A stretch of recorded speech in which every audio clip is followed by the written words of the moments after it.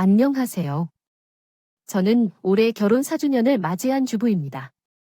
아이는 1명이며 아이는 3세입니다. 남편과는 대학교 시절 캠퍼스 커플로 만나 8년 동안 연애한 후 결혼했습니다. 그 덕분에 의리와 책임감으로 결혼 생활을 유지하고 있습니다. 남편과는 큰 문제 없이 잘 살고 있지만 저는 신혼 시절부터 시어머니와 충돌이 빈번했습니다. 대한민국에는 다양한 시어머니가 있지만 우리 시어머니처럼 유난스럽고 특이한 분도 드물겠죠. 요즘 저에게 시어머니가 제압적인 행동을 한 일로 인해 곤란한 상황에 처했어요. 만약 제처럼 시어머니와 솔직히 이야기를 못하고 참고 있는 분이 있다면 반드시 그렇게 할 필요 없다고 전해주고 싶습니다. 제 이야기를 시작해 보겠습니다. 제 남편은 전문직이고 저는 조그만 학원을 운영하고 있습니다. 수입은 결혼 전에는 제가 조금 더 많았지만 지금은 남편이 훨씬 많이 벌고 있어요. 문제는 남편이 소위 말하는 개천에서 용난 사람이고 성품도 좋고 공부도 잘해 집안의 희망이자 기둥이라는 데 있었습니다. 저는 남편과 연애 기간이 길었는데 사실 연애할 때부터 어머니 아들에 대한 집착을 어렴풋이 느끼고 있었어요. 그때는 어려서 시어머니라는 자리의 중요성을 제대로 인지하고 있지 못했던 때였어요. 결혼해도 우리 둘만 있으면 그만이라는 생각이 더 컸을 때였습니다.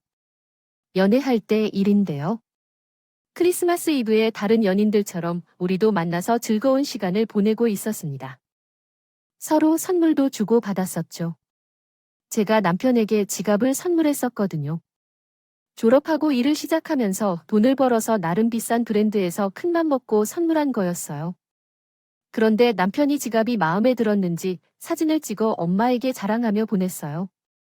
여자친구에게 받은 선물이 너무 마음에 든다며 예쁘냐고 묻는 남편에게 전화가 와서 곧바로 아들이 어떤 사람인지 그 정도는 받아야 한다는 목소리가 나왔습니다. 사실 그때부터 무언가 새로운 느낌을 받았지만 아니겠지 생각으로 대수롭지 않게 넘어갔어요. 이후 계속해서 우리가 데이트하는 와중에 어머니로부터 온 전화나 카톡이 수없이 많았습니다. 아들이 데이트 중일 때 달근 후에 전화를 시키겠다고 말하고 전화를 끊는 게 예의에 맞지 않은 건가요? 그러나 어머니는 아들이 어디서 무얼 하는지, 마시는 건 무엇인지를 남편에게 자주 전화해서 물었어요. 그럴 때마다 솔직히 짜증이 났지만 아직 아들이 그렇게 한다고 하니까 견딜 수밖에 없겠다고 생각했습니다. 결혼하면 어차피 그렇겠지 하며 자기 합리화를 했지만 그 이후에도 생각지도 않았던 일이 많이 있었어요. 도망쳐야 한다는 생각이 들 때 달아나야 하는데 말이죠. 그때면 막막 마주하는데도 도움이 되었기 때문에 결혼 초반부터 최근까지 어머니로 인해 스트레스를 많이 받으며 살아왔어요. 시부모님을 처음 인사드리러 간 날, 어머니를 실제로 만나게 되자 나는 왜 나와 함께 사는 사람들을 생각하지 않았을까요? 나는 내가 가는 것을 나름대로 신경 써서 옷을 차려입고 음식까지 준비한 어머니의 모습에 어떻게 그런 경우가 있을까 생각했습니다. 시아버지도 온화한 분이셨고 어머님과 사이가 좋아 보였기 때문에 어머니에 대해 잘못 생각했나 한번 생각했습니다. 어머니께서 저에게 한 말은 아직도 잊혀지지 않습니다.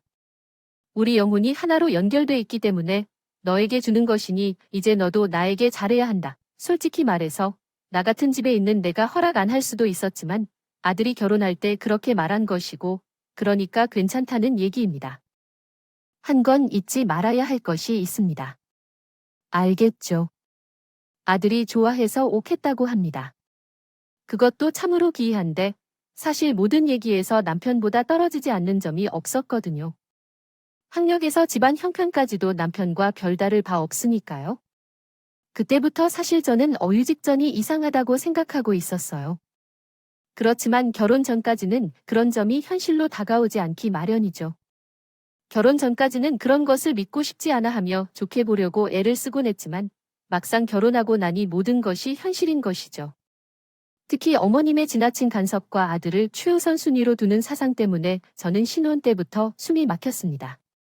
시어머니의 간섭은 결혼식을 막 마친 직후부터 시작되었습니다. 어머니는 매 주말마다 우리를 챙겨주시는 줄 알고 집에 오셔서 우리의 가게 경영에 간섭하기 시작하셨어요. 하지만 여자로서는 이런 것이 정말 신경 쓰이고 짜증나는 일입니다. 집에 들어서자마자 마룻바닥을 호용해서 왜 이런지 뭔지 좀 봐라며 지적하시기 시작하셨어요.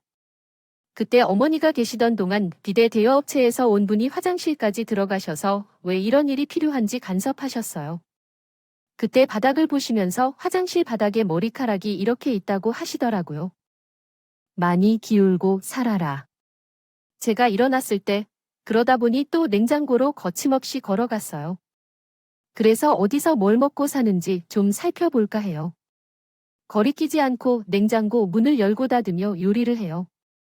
이런 식으로 신혼집을 거침없이 열고 닫는 행동 때문에 점점 짜증이 나더라고요.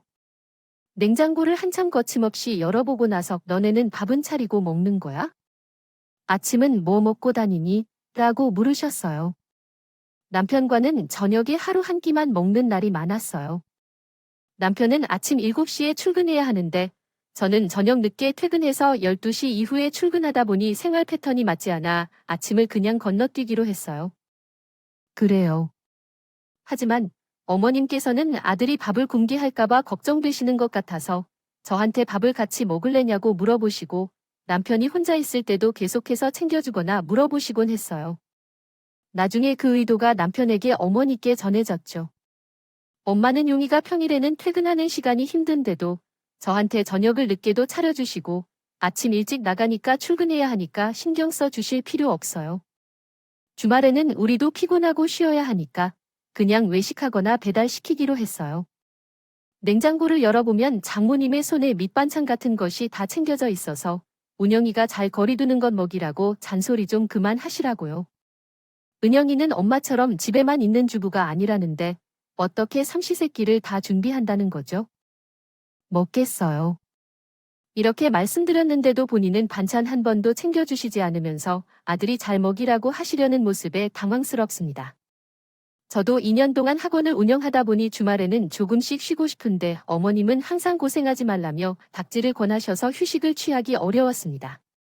그래서 제가 존재조차 싫어하는 집에 있기가 힘들었습니다. 어느 날 어머니가 조만간 결혼하는 신호를 주셨습니다.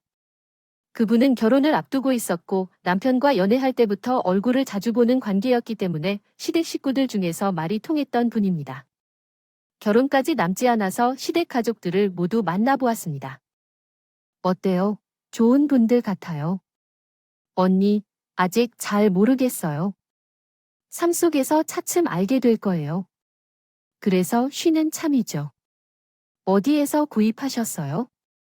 지금 사는 곳에서 가까운 아파트로 구입했어요. 아가씨도 출퇴근이 수월해질 수 있을 텐데요.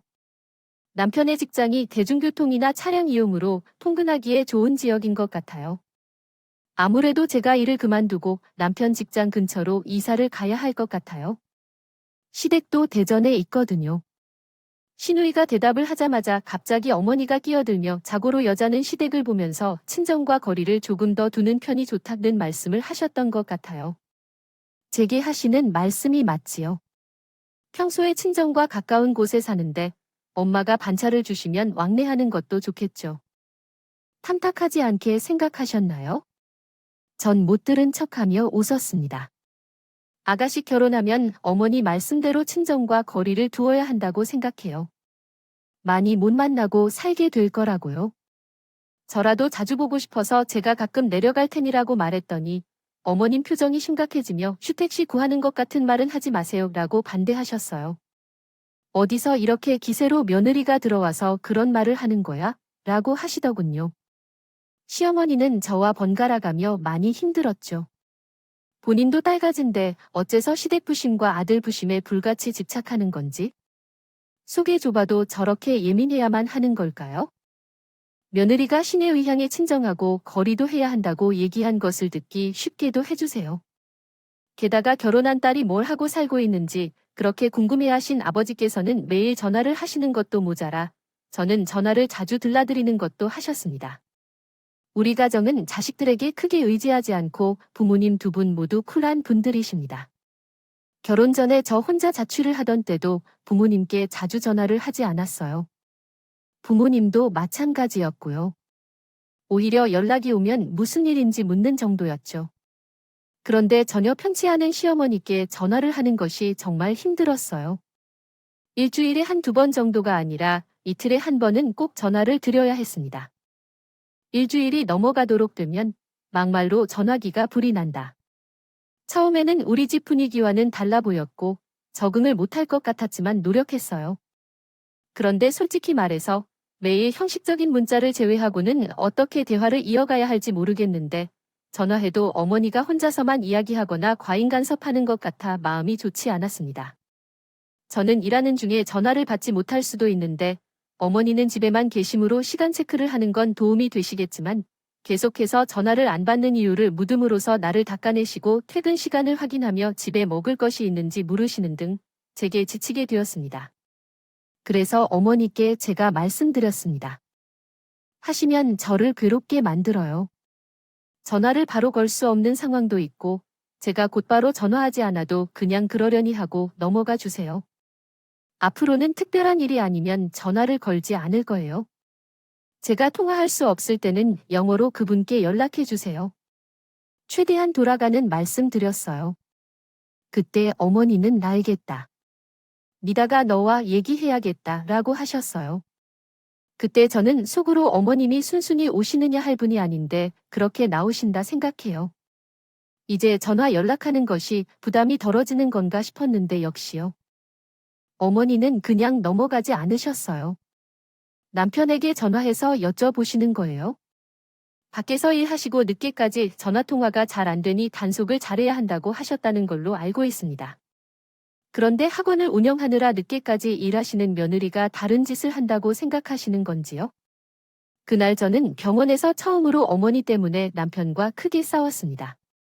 남편이 어머니에게 밖에서 일하는 사람 신경 쓰지 말라고 큰 소리 한 번 치고 나니 그 다음부턴 어머니도 전화로 사람을 괴롭히는 게 좀 줄었다고 합니다. 저는 결코 어머니께 먼저 연락을 드린 적은 없어요. 그러다가 가장 답답했던 사건이 발생했는데 저희 신혼집을 양가 부모님께 직접 보여주고 있었던 중이었습니다. 식사를 대접하던 그날이었어요. 어려운 문제를 먼저 풀듯이 저는 부모님을 시댁에서 맞아 집에 모셨고 저녁을 준비했습니다. 그 당시에 제가 살림에 아직 익숙하지 않은 때라 음식도 서툴었고 청소를 제외하고는 잘 할 줄 아는 게 많이 없었어요. 제가 서투른 옆에서 남편이 이것저것 도와주느라 제가 여전히 에피로춘 준비 중이라 남편이 제게 치마를 두르고 있었고요. 그때 집에 도착하신 어머니가 남편의 모습을 보시더니 얼굴을 갑자기 찡그리셨죠. 그런 뒤 남편이 당황하며 앞치마를 풀어버리셨습니다. 영울한 놈이 여기서 나와 너희 꼴이 뭐야?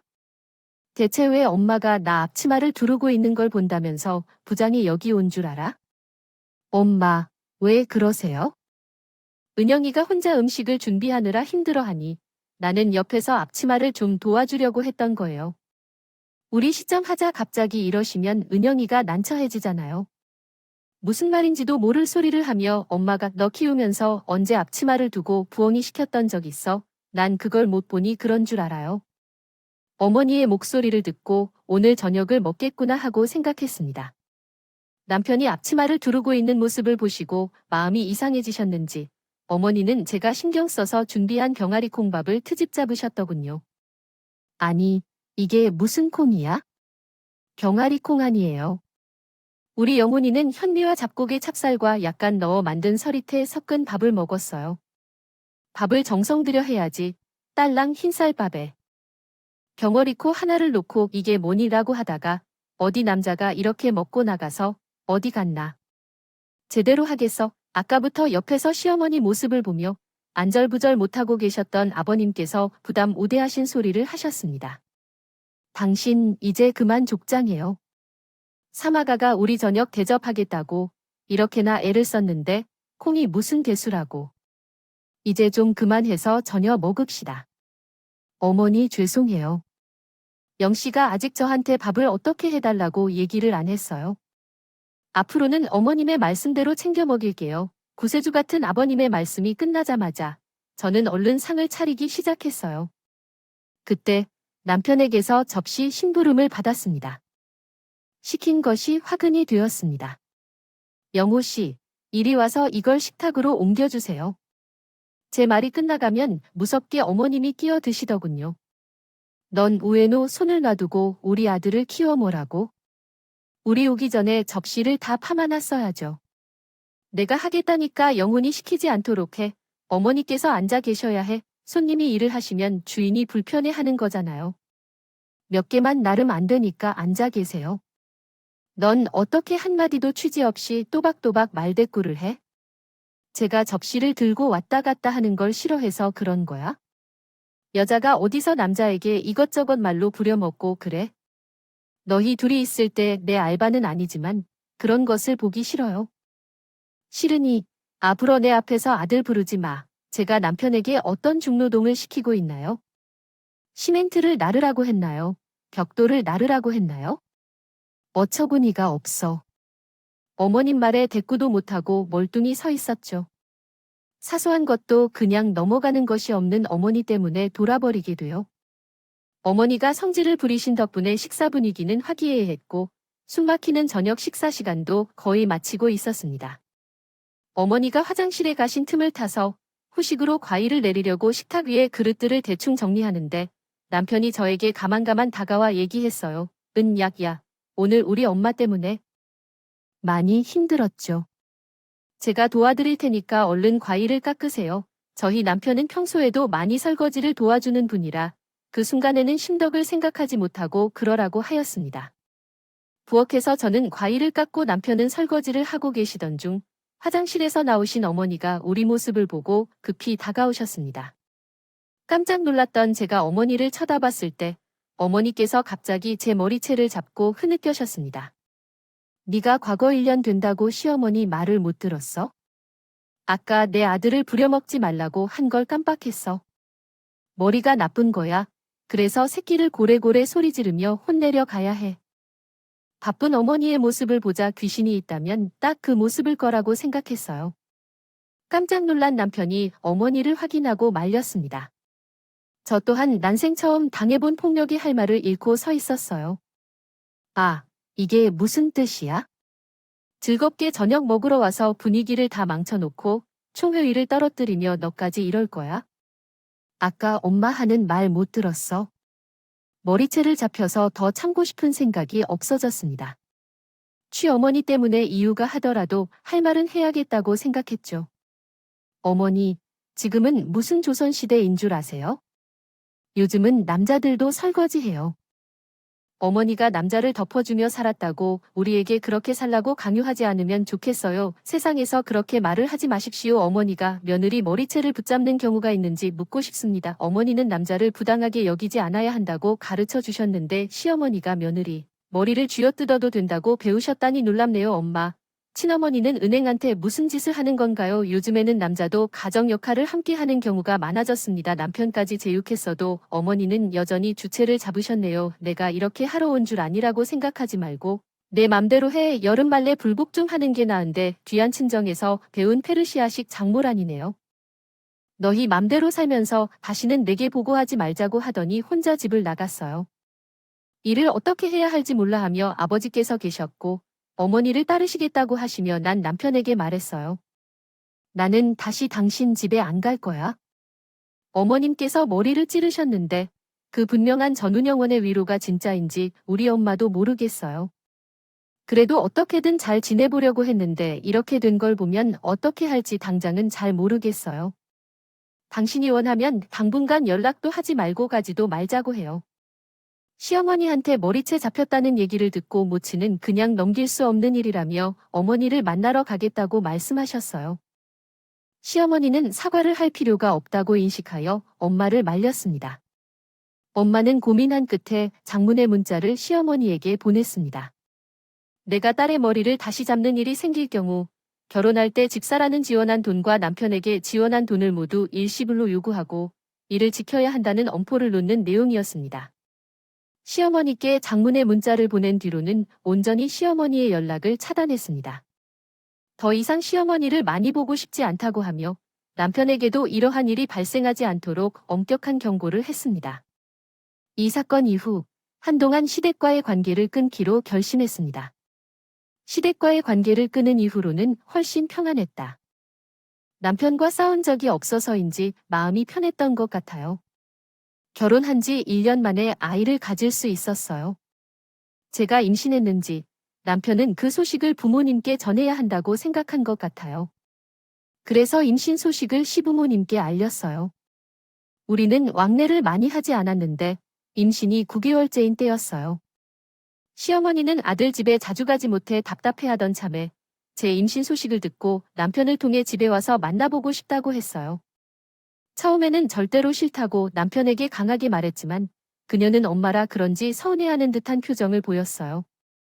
아이까지 생겼는데 보여줄 수 없으니 이번에는 한 발 물러서기로 했어요. 어머니께 직접 전화를 해서 임신 소식을 전해드렸습니다. 그때부터 막혔던 본물이 터지듯이 어머니의 잔소리가 시작되었어요. 그래도 남편이 단단히 엄포를 놓은 것 같아서 집에 마구 찾아오시지 않으셔서 더 좋았습니다. 그날부터 전화가 계속 걸려와서 정말로 손발 다 들었습니다. 먹을 것이 없나? 내가 잘 먹어야 우리 아이가 잘 크지? 어머니 입사 때문에 토하고 하루 종일 눕고 있어서 당기는 건 없어요. 저가 배고플 때는 스스로 챙겨 먹을 거예요. 어머니가 다음 날에 또 전화를 하셔서 같은 잔소리를 하셨습니다. 태교에 신경을 많이 써라. 내가 마음가짐을 올바르게 하면 착하고 고운 아이가 태어날 거야. 성질이 타는 건 몸이 안 되는데 걱정이에요. 그렇게 차분한 은교가 이제는 속이 뒤집혀 버리신다며 이야기하셨어요. 그런데 고자가 6주밖에 남지 않았는데 태교 잔소리까지 하셨다니. 게다가 아들이 태어나서 집안 살림을 이어야 한다고 아들 탄력은 얼마나 하는지 무서웠어요. 우리 친정 엄마마저도 당황을 했어요. 어머님도 상하에 나도 뼛속까지 질려서 입덧이 나서 잠이 흩어진다는 핑계로 전화를 안 받거나 피하려고 했어요.